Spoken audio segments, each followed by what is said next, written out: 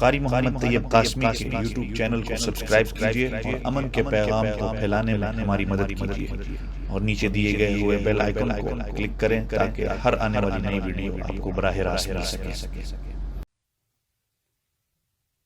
نحمده ونصلي على رسوله الكريم اما بعد اللهم صل وسلم وبارك على سيدنا ومولانا محمد وعلى آله واصحابه۔ تمام سننے والے دیکھنے والے اپنے بہن بھائیوں کو السلام علیکم ورحمۃ اللہ وبرکاتہ۔ حضرت طفیل بن عمر دوسی کا نبوت کے 11ویں سال اسلام لانا ملک یمن سے آ کر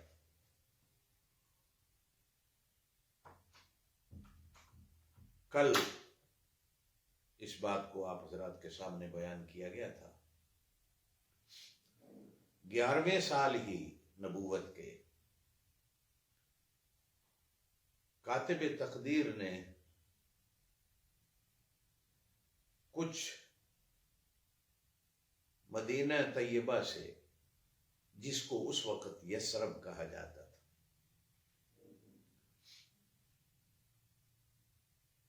خوش قسمت لوگ جن کے مقدر میں اللہ پاک نے خیر لکھی تھی، پھر انہی لوگوں کی برکتوں سے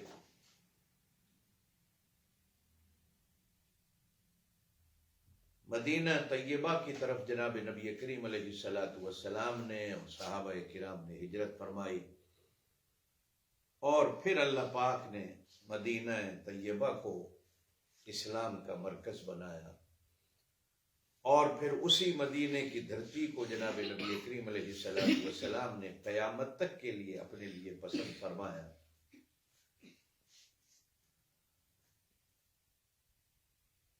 کچھ خوش قسمت لوگ وہاں سے زمانہ کفر میں جس طرح بھی حج ہوتا تھا، مدینہ طیبہ سے حج کے لیے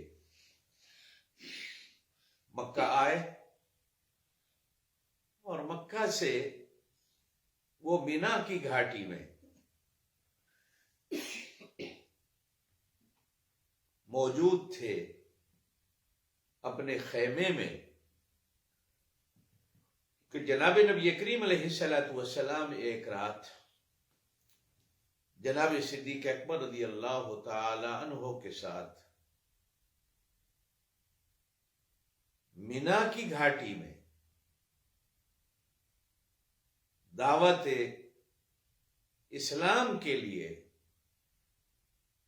خیموں میں گھومتے گھومتے ان مدینے والے لوگوں کے خیمے کے قریب سے جو گزرے تو کانوں میں آواز آئی، تو نبی پاک صلی اللہ علیہ وسلم ان کے خیمے میں تشریف لے گئے۔ ان سے پوچھا کہاں سے آئے ہیں؟ انہوں نے کہا ہم یثرب سے آئے ہیں۔ کس قبیلے سے تعلق ہے؟ بتایا گیا کہ ہم بنو خزرج سے۔ نبی پاک صلی اللہ علیہ وسلم کی طرف سے فرمایا گیا اچھا یہودیوں کے حلیف ہو؟ کہا جی ہاں، ہمارا قبیلہ یہود کا حلیف ہے۔ اب صلی اللہ علیہ وسلم نے ان کو دعوت اسلام پیش کی اور ان کے سامنے اسلام کی حقیقت کو بیان کیا۔ سنتے ہی ان لوگوں نے، یہ اللہ کی مرضی ہے، کہاں سے بلاتا ہے، ہدایت دیتا ہے، اور کبھی کبھی گھر میں رہنے والوں کو محروم کر دیتا، اور پھر انہی لوگوں کی برکتوں سے اللہ پاک نے مدینے کو مرکز بنایا، جس کے بارے میں آپ صلی اللہ علیہ وسلم نے ارشاد فرمایا کہ جس طرح سانپ اپنے بل سے نکلتا ہے اور پھر گھومتا گھماتا ہوا اپنے ہی بل میں واپس آ جاتا ہے، اسلام مدینے سے ہی نکلا تھا، ایک وقت آئے گا کہ لوگ جب اس کو اپنے گھروں سے نکال دیں گے، شہروں سے، بستیوں سے، اپنے دیہاتوں سے، تو یہ سانپ کی طرح بل کھاتا ہوا واپس مدینے میں آ کے پناہ لے۔ اب وہ آپس میں جناب نبی کریم علیہ السلام کی بات کو سن کر کہنے لگے کہ یہ کہیں وہی نبی تو نہیں ہے جن کے بارے میں یہود ہمیں بتاتے ہیں کہ اللہ کے ایک آخری نبی آنے والے ہیں۔ چنانچہ اطمینان ہوا، تسلی ہوئی، اور اللہ پاک نے ان کے دلوں کی راہوں کو کھولا۔ ہدایت میرے اللہ کے ہاتھ میں ہے، وہ جس کو چاہتا ہے عطا کرتا ہے اور جس کو چاہتا ہے محروم رکھتا ہے۔ تو ان لوگوں نے نبی پاک صلی اللہ علیہ وسلم کے دستے مبارک پر بیعت کی، اور نبی پاک صلی اللہ علیہ وسلم نے ان کو کلمہ پڑھایا۔ ان میں خوش قسمت لوگ حضرت اسعد بن زرارہ رضی اللہ تعالی عنہ، حضرت عوف بن حارث رضی اللہ تعالی عنہ، حضرت رافع بن مالک رضی اللہ تعالی عنہ، حضرت قطبہ بن عامر رضی اللہ تعالی عنہ، حضرت عقبہ بن عامر رضی اللہ تعالی عنہ، حضرت حارث بن عبداللہ یا حضرت جابر بن عبداللہ، یہ دونوں نام ملتے ہیں، یا یہ دونوں ایک ہی شخصیت کے نام ہیں۔ بعض مورخین نے الگ الگ لکھے ہیں اور بعض مورخین نے ایک ہی نام لکھا ہے۔ ایمان کو قبول کر کے، کلمہ پڑھ کے، اب ان لوگوں نے وعدہ کیا جناب نبی کریم علیہ السلام کے ساتھ کہ یثرب پہنچ کر، یعنی مدینہ پہنچ کر، وہ دین کی دعوت کا کام کریں گے۔ چنانچہ ان لوگوں نے وادی یثرب کے گھر گھر میں دعوت دی، اور ان لوگوں کی وجہ سے وادی یثرب میں نبی اسلام صلی اللہ علیہ وسلم اور دین اسلام صلی اللہ علیہ وسلم کا چرچا ہوا۔ یہ نبوت کا 11واں سال تھا۔ عام الحزن کے دکھ اور غم، پریشانیاں، اور وادی طائف میں آپ صلی اللہ علیہ وسلم کے ساتھ ہونے والے حسن سلوک سے جو ان لوگوں نے کیا، وہ دکھ اور وہ غم جناب نبی کریم علیہ السلام کی زندگی میں آیا۔ فَإِنَّ مَعَ الْعُسْرِ يُسْرًا، إِنَّ مَعَ الْعُسْرِ يُسْرًا، ان غموں کو مٹانے کے لیے نبی پاک صلی اللہ علیہ وسلم کو اللہ پاک نے ملائے اعلیٰ کی سیر کرائی، جس کو معراج کہا جاتا۔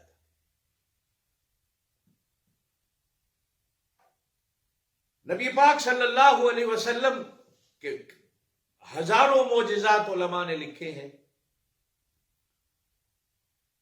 بلکہ ہمارے بزرگوں کا تو کہنا ہے ہزاروں کیا لاکھوں کیا، جتنے بھی معجزات کو بیان کرو، اصل بات یہ ہے کہ نبی پاک صلی اللہ علیہ وسلم کی پوری زندگی ہی معجزہ تھی۔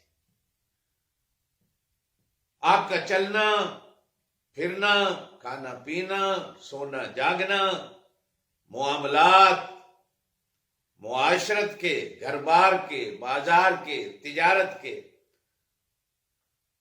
سارے کے سارے معجزات تھے۔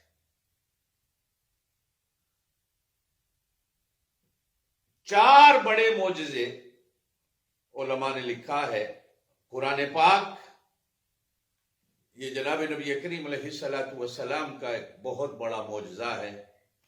معجزہ کہتے کسے ہیں؟ انہونی چیز جس سے ساری مخلوق عاجز ہو اور اللہ اپنے نبی کے ہاتھ پر اسے انہونی چیز کو ظاہر کر دے، وہ معجزہ ہے. اور نبی کے ہاتھ پر جو معجزہ ظاہر ہوتا ہے وہ حق ہوتا ہے. قرآن پاک وہ معجزہ ہے کہ آج تک مخلوق وَادْعُوا شُهَدَاءَكُم مِّن دُونِ اللَّهِ، اللہ کے سوا جن جن کی پوجا کرتے ہیں ان کو بھی جمع کر لیں. فَإِن لَّمْ تَفْعَلُوا وَلَن تَفْعَلُوا، اس جیسی ایک صورت فَاتُوا بِصُورَةٍ مِّن مِّثْلِهِ لانے سے قاصر ہیں، نہیں کر سکتے اور نہیں کر سکتے. نبی پاک صلی اللہ علیہ وسلم نے انگلی کے اشارے سے آسمان کے چاند کو دو ٹکڑے کیا. اقتربت الساعۃ وانشق القمر وَإِن يَرَوْا آیَةً يُعْرِضُوا وَيَقُولُوا سِحْرٌ مُسْتَمِرٌ، دیکھنے والے بس یہ کہہ اٹھے کہ یہ بھی ایک جادو ہے. نبی پاک صلی اللہ علیہ وسلم کو اللہ نے سفر معراج کرایا. سبحان الذی اسری بعبدہ لیلا من المسجد الحرام الی المسجد الاقصی، پاک ہے وہ ذات جس نے اپنے بندے کو سیر کرائی. یہ ایک جملہ ہمیشہ یاد رکھیے گا کہ نبی پاک صلی اللہ علیہ وسلم نے خود کہیں نہیں فرمایا میں معراج پہ گیا، اللہ نے کہا کہ میں لے گیا. اور نبی پاک صلی اللہ علیہ وسلم نے بھی جہاں بیان کیا مجھے میرا اللہ لے گیا. آپ بھی جہاں بیان کیجئے، علماء سے درخواست کرتا ہوں تو یہ واضح اعلان ہو کہ اللہ لے گیا. اللہ جو چاہیں وہ کر سکتے ہیں. یہ معجزہ ہے جناب نبی کریم علیہ الصلوۃ والسلام کا جو بڑے معجزات میں شمار ہوتا. نبی کریم صلی اللہ علیہ وسلم کی جماعت ساری کی ساری ایک معجزہ ہے کہ کبھی نبی پاک صلی اللہ علیہ وسلم کی آواز کو سننے والا کوئی نہیں تھا، اور کبھی شہر مکہ سے آپ صلی اللہ علیہ وسلم کو ہجرت پر مجبور کر دیا گیا. اور آج بحمد اللہ نبی پاک صلی اللہ علیہ وسلم پر جان قربان کرنے والے 2-2.5 ارب کے قریب آپ صلی اللہ علیہ وسلم کا کلمہ پڑھنے والے آپ کے غلام دنیا میں موجود ہیں. یہ ایک معجزہ ہے. اور پھر جو صحابہ کرام ملے، جو جماعت ملی، امت تو ہے. سفر معراج ہوا. سفر معراج اللہ پاک نے اپنی اس صفت سے شروع کیا ہے، سبحان الذی سخر لنا ھذا، پاک ہے وہ ذات. لفظ سبحان کو علماء نے جو معنی کیا ہے وہ یہ کہ جہاں ساری دنیا کی طاقتیں ختم ہو جائیں، تمام طاقتوروں کی طاقتیں ختم ہو جائیں، جس ذات کی طاقت کی ابتدا ہوتی ہے، جہاں ہر کوئی بے بس ہو جائے، اور جو طاقت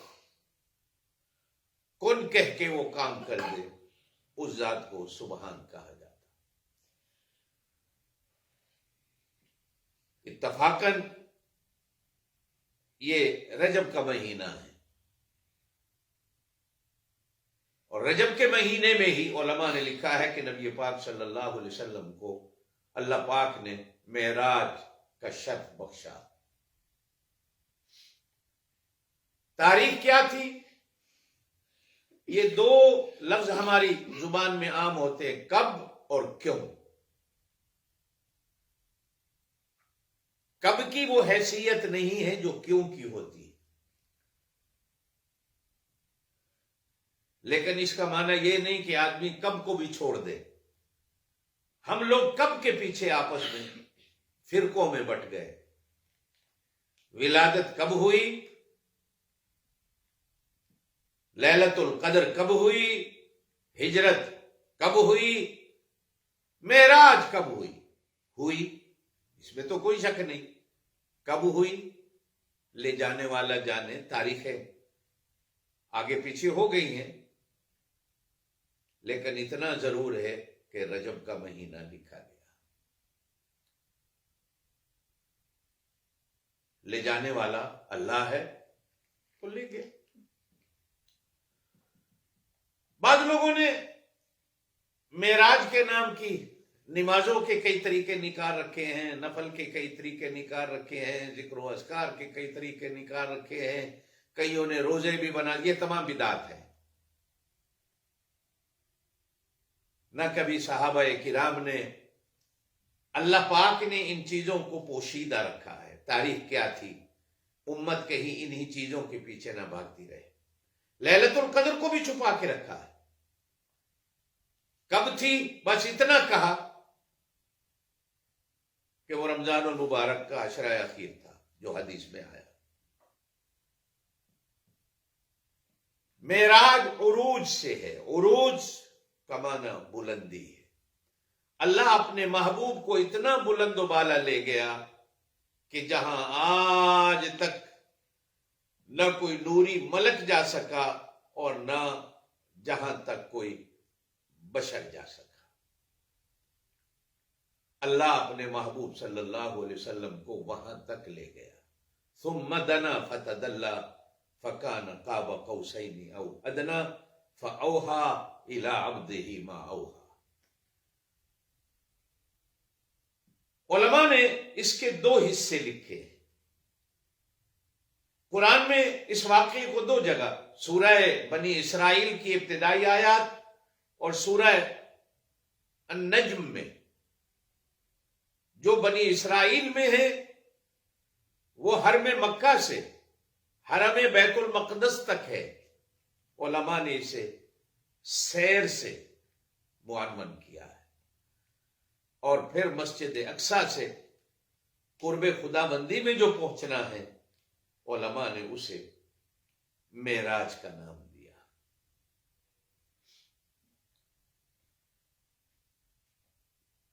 نبی پاک صلی اللہ علیہ وسلم کا معراج کہاں سے ہوا؟ پہلی بات ایک یاد رکھیے گا، یہ سارا معراج جسمانی ہے، روحانی نہیں۔ کمال اسی میں ہے، معجزہ یہ جب ہی بنتا ہے کہ جب آپ صلی اللہ علیہ وسلم اپنے پورے جسم کے ساتھ گئے ہوں۔ معجزہ بنتا ہی نہیں اگر یہ روحانی ہو۔ روح میں آپ اور میں، ہماری روح بھی پتہ نہیں کہاں کہاں اڑتی رہتی ہے، رات کو سوتے ہیں تو خواب میں پتہ نہیں ہم لوگ کہاں کہاں جاتے ہیں۔ یہ پورا واقعہ ہی آپ صلی اللہ علیہ وسلم کے وجود اطہر کے ساتھ ہے، اور اسی پر امت کا اجماع ہے۔ بعض نے لکھا کہ جناب نبی کریم علیہ السلام حضرت ام ہانی کے گھر میں سوئے ہوئے تھے، اور حضرت ام ہانی حضرت علی کی بڑی بہن، ان کا گھر بھی حرم کی دیوار کے ساتھ لگا ہوا تھا۔ بعض لکھا گیا کہ آپ صلی اللہ علیہ وسلم حتیم کی دیوار کے ساتھ ٹیک لگا کر نیند اور جاگنے کے درمیان میں بیٹھے ہوئے تھے، اور بعض نے لکھا کہ آپ صلی اللہ علیہ وسلم کعبے کی دیوار کے ساتھ ٹیک لگا کے بیٹھے۔ یہ حتیم کی دیوار بھی کعبے کی دیوار ہے، یہ کوئی الگ نہیں ہے۔ ابراہیم علیہ السلام نے جب کعبہ تعمیر کیا تھا تو یہ حتیم کی جو دیوار ہے یہ بھی پوری تھی، اور اس کے اوپر بھی چھت تھی۔ قریش مکہ نے جب کعبے کی تعمیر کی، عجیب بات ملتی ہے کہ اعلان کیا کہ حلال کا پیسہ لگانا ہے اللہ کے گھر کی تعمیر میں، حرام کا نہیں لگانا۔ حلال کا پیسہ جہاں ختم ہوا، آدھے حصے پہ چھت ڈال دی، آدھا خالی چھوڑ دیا، حرام کا پیسہ نہیں لگایا۔ بعد میں حضرت عبداللہ ابن زبیر نے تعمیر کیا تو انہوں نے پھر وہی ابراہیم علیہ السلام کی طرز پر بنائی ہوئی تعمیر کی، اس پر بھی چھت ڈال دی۔ لیکن بعد میں جب بنا تو پھر وہی قریش مکہ والا